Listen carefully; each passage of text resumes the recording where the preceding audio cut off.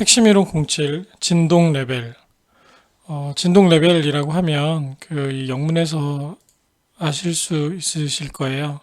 그래서 얼마나 많이 흔들리는지 그것을 물리적인 그러니까 수치적인 지표로 표현하는 어, 것이라고 보면 됩니다. 이렇게 소음 레벨이 있듯이 이렇게 진동 레벨이 있다고 보시면 되고요.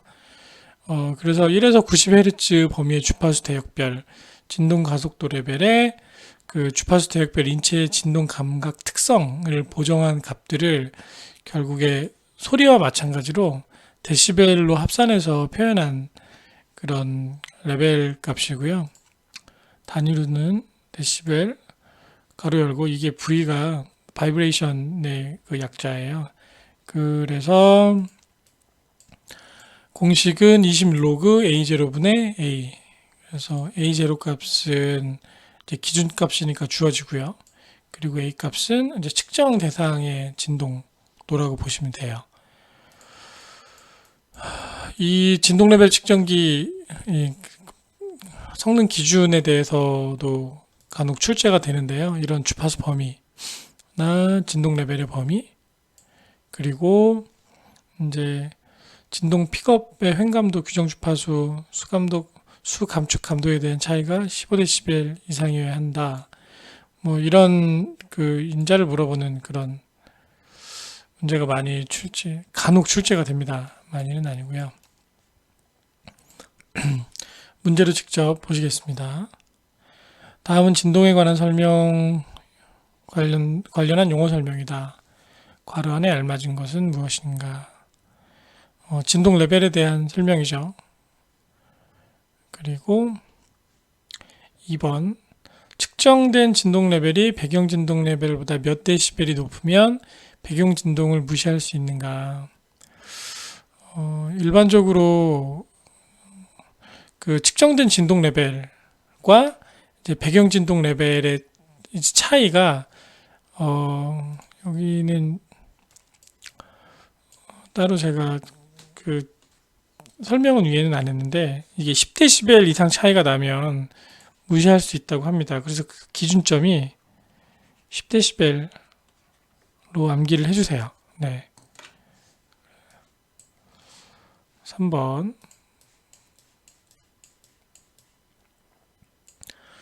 진동 레벨 중 가장 많이 쓰이는 수직 진동 레벨의 단위.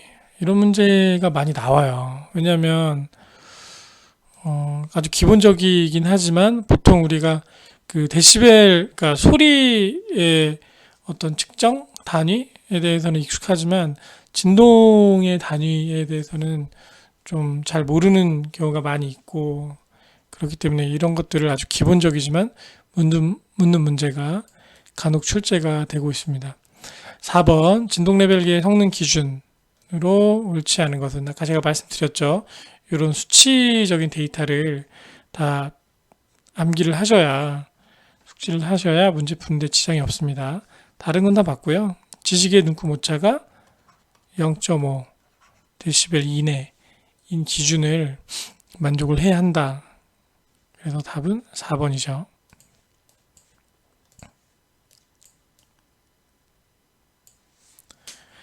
2. 소음 방지. 소음을 방지하는 방법에 대해서 쭉 나와 있어요. 그래서 우선 소음의 영향이 어떤 영향을 끼치는지, 기본적으로 소음으로 인해서 발생할 수 있는 문제점들 정리를 해두었고요.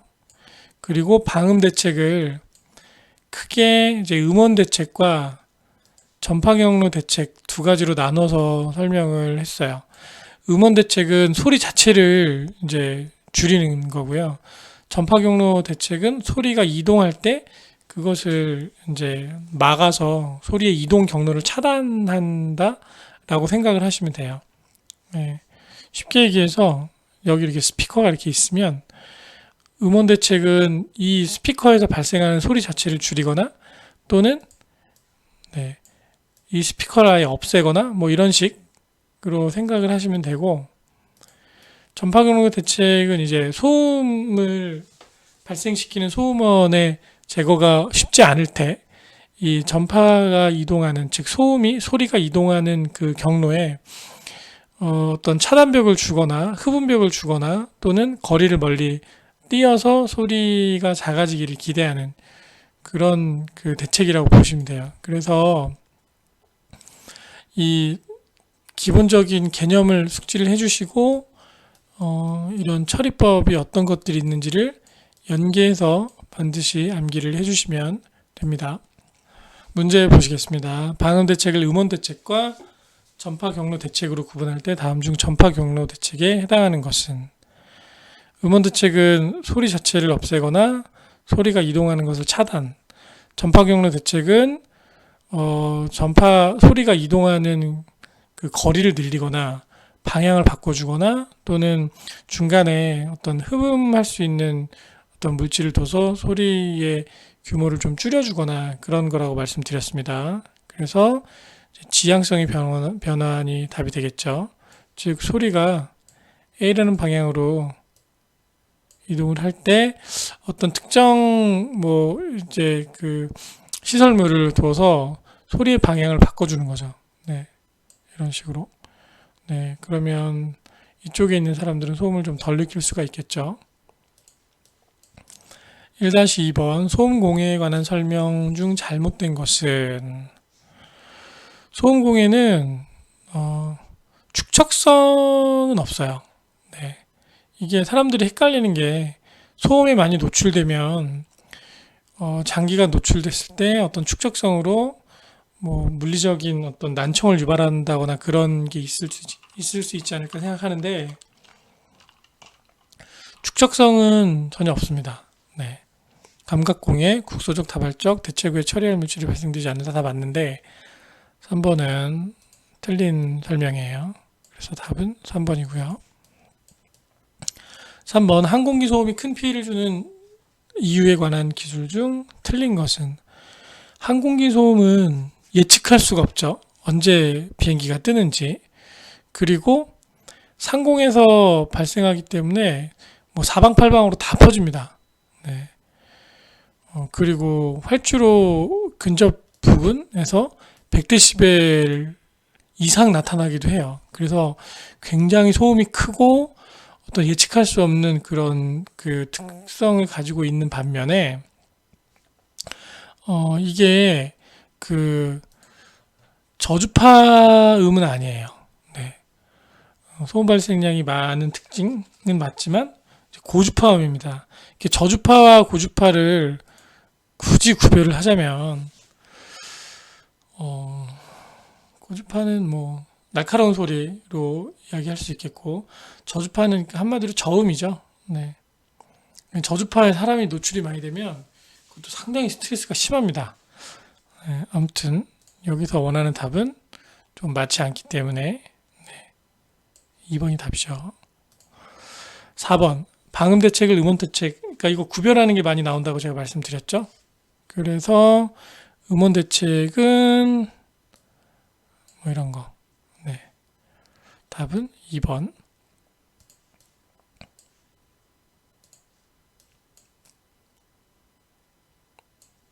이 방음 재료 및 시설. 그래서 어떤 재료로 방음 재료를 사용하느냐에 따라서 이제 첫 번째 핵심 이론으로 나온 이 부분이 이제 다공질 흡음 재료예요. 다공질이라는 것은 구멍이 많다는 얘기죠. 그래서 이런 벽면이 있으면 굉장히 많은 구멍으로 구성된 스펀지 같은, 네, 이게 뭐 구멍이 표면에만 있는 게 아니라 결국 내부에도 다 있는 겁니다. 그래서 소리가 이런 방향으로 이동을 하게 되면 이 재질 자체가 흡음, 소리를 받아들여서 물리량을 줄여주는 역할도 하고 또 이 구멍 안으로 들어가게 되면 소리가 이 안에서 자체적으로 이제 한 번, 두 번, 세 번 반사되면서 물리량도 줄어들고 소리의 방향성도 바뀌고 자체적으로 흡수도 되고 뭐 이렇게 이해를 하시면 좋을 것 같아요. 그래서 다공질 흡음 재료는 이제 유리솜, 안면, 광물면, 식물 섬유, 발포 수지 뭐 그런 종류를 우리가 대표적인 그런 소재로 이야기를 할 수가 있고요. 이제 비닐이 이제 다공질 흡음 재료다 뭐 이렇게 해서 흡음 재료가 아닌 것은 뭐 이런 걸 선택하는 문제가 간혹 출제가 됩니다. 선택 및 사용 시 유의점 요 네 가지 네, 필히 암기를 해주세요. 벽면 부착 시 한 곳에 집중시키기보다 전체 내벽에 분산시킨다. 흡음재는 전면에 접착제로 부착하는 것보다 못으로 시공하는 것이 좋다. 네, 이 부분이 좀 많이 나와요. 네, 이걸 직물로 피복하느냐, 비닐로 피복하느냐, 뭐 이렇게 해서 여기를 뭐 비닐로 피복한다로 해놓고 뭐 옳지 않은 것을 골라라 또는 옳은 것을 골라라 이렇게 구별하는 문제 나옵니다. 이것도 많이 나옵니다. 종이를 입힌다, 뭐 비닐을 입힌다. 표면에 뭘 입히면 안 되죠. 소리를 흡수시켜야 되는데. 다음 중 다공질 흡음재가 아닌 것은 비닐 시트. 비닐은 아니에요. 아까 제가 말씀드렸죠. 이런 문제가 지금 이 두 번 말고 더 많이 출제가 됐어요. 네, 이 부분은 이렇게 문제가 어렵게 나오지는 않습니다. 핵심 이론 공이 평균 흡음률. 네, 평균 흡음률은 그냥 썸으로 다 시그마로 더해서 나누시면 되는데요.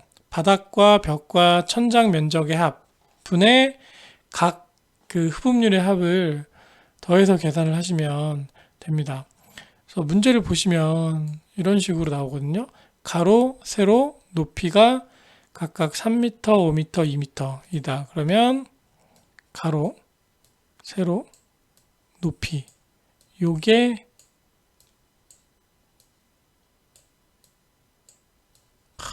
그림을 참 잘 그리죠. 네, 여기가 3, 여기가 5, 여기가 2라고 할게요. 네, 짠.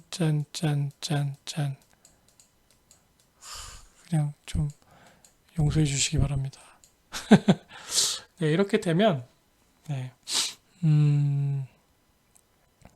지금 이제 전체 면적을 계산을 하셔야 되는데요. 네, 전체 면적은 우선 바닥이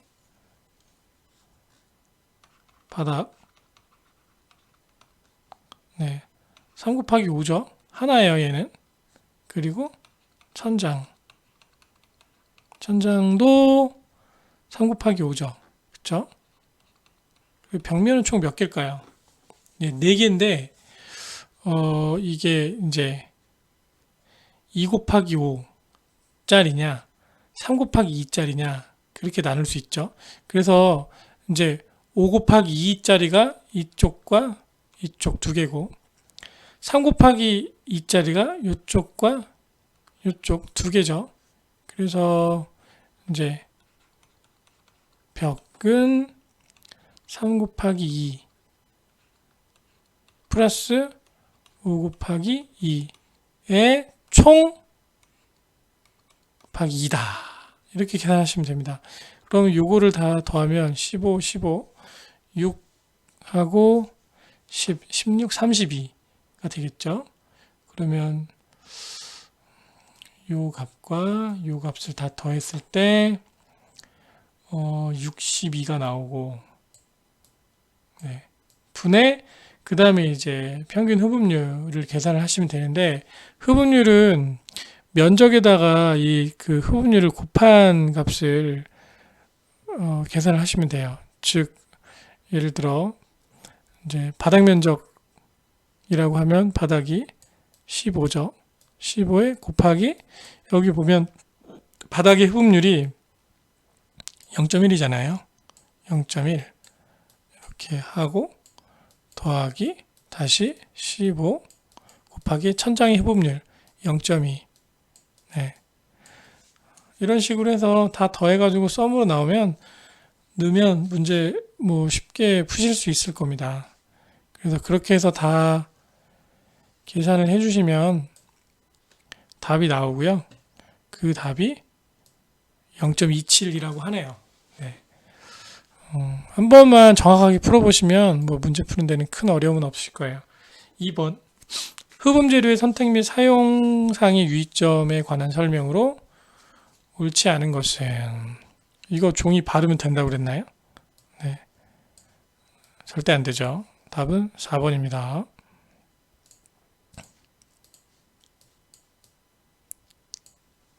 3. 진동 방지. 1. 방진 대책. 핵심 이론 01. 진동의 영향. 마찬가지로 진동도 진동으로 인해서 어떤 영향이 발생할 수 있는가 이렇게 정리를 해뒀고요. 그리고 공해진동의 개념과 공해진동은 어떤 특성을 가지고 있는가도 정리를 했습니다. 그리고 앞에도 좀 나온 이제 일치되는 그 앞에 언급되어 있던 부분도 있고 하니까 이런 수치를 반드시 숙지를 해두시고요. 요게 많이 나와요. 요게 수직진동. 이거를 묻는 문제가 상당히 많이 출제가 되고 있습니다. 문제 보실게요. 다음 공해진동에 관련된 설명 중 틀린 것은? 수직진동은 아까 어디 영역에서 영향이 크다고 그랬죠? 4에서 8. 50Hz 이상 전혀 틀린 말입니다. 답은 4번이고요.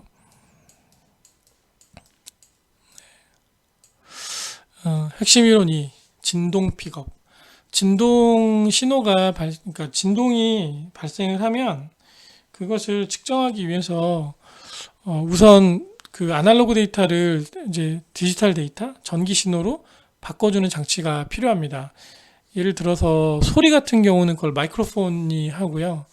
진동에서는 그 역할을 이제 진동 픽업이라는 장치가 하는 거예요. 그래서 이 개념을 꼭 알고 계시면 좋고, 이 설치하는 장소의 기준을 숙지를 해주세요. 시험 문제 굉장히 많이 나옵니다. 네. 이게 경사와 유철이 없는 장소, 완충물이 없고 충분히 다져져 굳은 장소, 복잡한 반사 회절 현상이 없는 지점. 이거 별거 아닌 것 같은데 이게 많이 나와요. 그러니까 숙지를 꼭 해주세요. 문제를 보실게요. 2-1번. 지면에 설치할 수 있는 구조로서 진동 신호를 전기 신호로 바꿔주는 장치를 진동 픽업이라고 한다. 네. 나머지는 다 다른 얘기고요. 2번. 진동 측정 시 진동 픽업을 설치하기 위한 장소로 알맞지 않은 것은? 완충물이 있으면 되나요?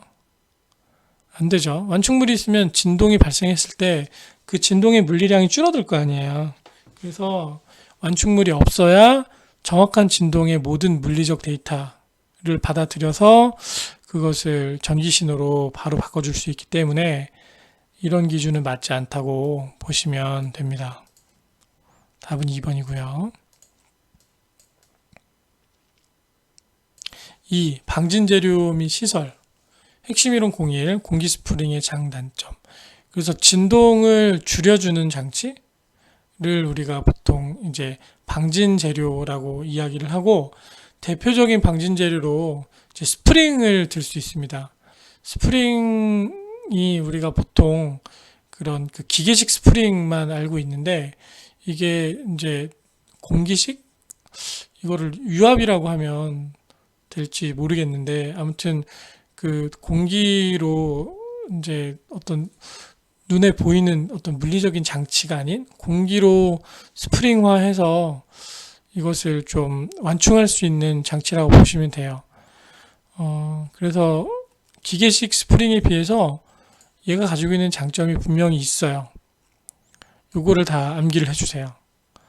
그러니까 기계식은 되게 복잡하겠죠. 근데 공기식은 압축 공기만 그 스프링이 설치된 곳에 넣어주면 되니까 여러 가지 부하 능력도 광범위하고, 자동 제어도 가능한, 그리고 고주파 차진에 매우 우수한 성능이 갖는 그런 장점이 있는 반면에 구조가 생각보다 복잡합니다. 그냥 쇠 스프링은 쇠만 끼워 넣으면 되는데 얘는 공기를 집어넣음으로 인해서 좀 이제 정확하게 공기가 빠져나가지 않는 구조화를 시켜야 되기 때문에 그런 것들을 구조화해서 만드는데 기술력도 많이 필요하고 시설비가 많이 든다. 그리고 공기를 압축해야 되잖아요. 그래서 압축하는 어떤 부대 시설이 요구가 되고, 공기가 빠져나가면 큰일 납니다. 그래서 이 공기 누설의 위험이 있다라는 좀 치명적인 문제점이 있고, 사용 진폭이 작은 것, 것이 많다. 그리고 별도의 댐퍼가 필요한 경우에 있다. 댐퍼는 이제 그 진동을 추가적으로 줄여줄 수 있는 그런 장치라고 보시면 돼요. 그래서 장단점이 명확합니다. 공기 스프링 같은 경우에.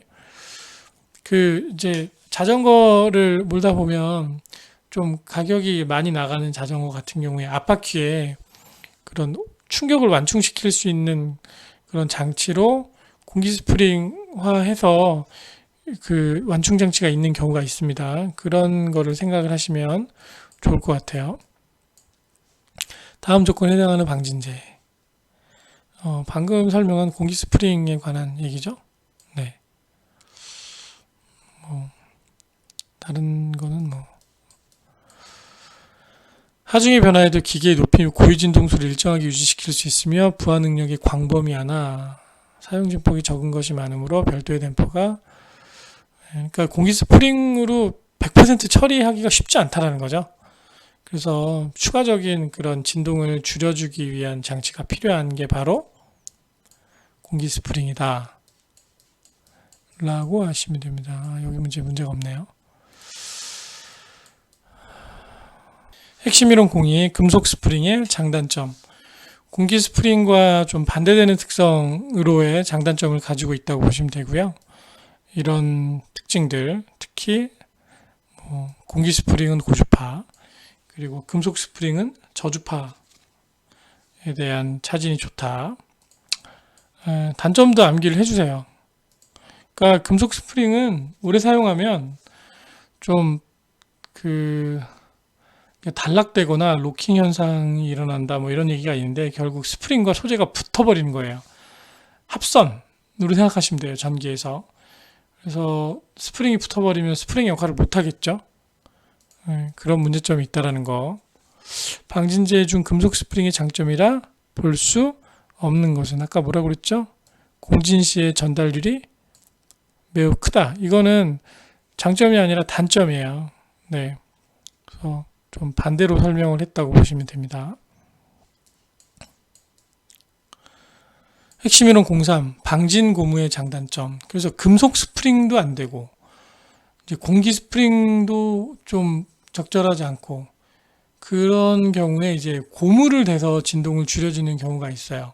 그래서 이런 경우는 너무 이렇게 그 진동이 심하지 않거나 그런 경우에 좀 간단하게 설치를 해서 진동을 줄여주는 역할로 우리가 생각을 하시면 좋을 것 같아요. 그래서 특성을 암기를 해두시고요. 보면 이제 내부 감쇄가 크므로 댐퍼가 따로 필요 없다. 그리고 이런 소형으로 만들 수 있다. 그리고 설계 및 부착 간결. 그리고 고주파 영역에 고체음 절연 기능이 있다. 이런 장점이 있는 반면에 우선은 마찰이 많이 발생하면 열이 발생하면 고무는 타겠죠. 그래서 열이 많은 곳에 사용하기는 좀 어렵고 또 공기 중에 이제 오존에 의해서 이게 또 산화가 돼요. 그래서 좀 잘 부식이 많이 되는 그런 문제가 있습니다. 네.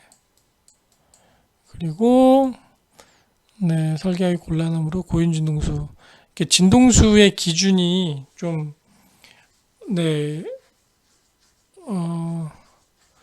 있어요. 그래서 그 범위를 벗어나게 되는 경우에 이게 범용성이 높지 않기 때문에 공기 스프링이나 또는 금속 스프링으로 대체해야 되는 경우가 발생을 한다고 합니다. 그래서 이런 특징들 주로 이제 소재에 관한 그런 얘기들이 많이 나오죠. 이렇게 많이 출제되는 부분은 아닙니다. 방진 고무의 일반적인 성질로 볼 수 없는 것은 고무 자체의 내부 마찰에 의해서 내부 저항을 얻을 수 있습니다. 그래서 이제 고주파 진동의 차진에 효과적이다. 다 반대로 지금 써 있는 거죠. 답은 1번입니다. 이렇게 해서 소음과 진동 부분까지 다 끝냈고요. 다음 시간부터는 그 기출문제 중심으로 문제풀이를 좀 해드리도록 하겠습니다. 감사합니다.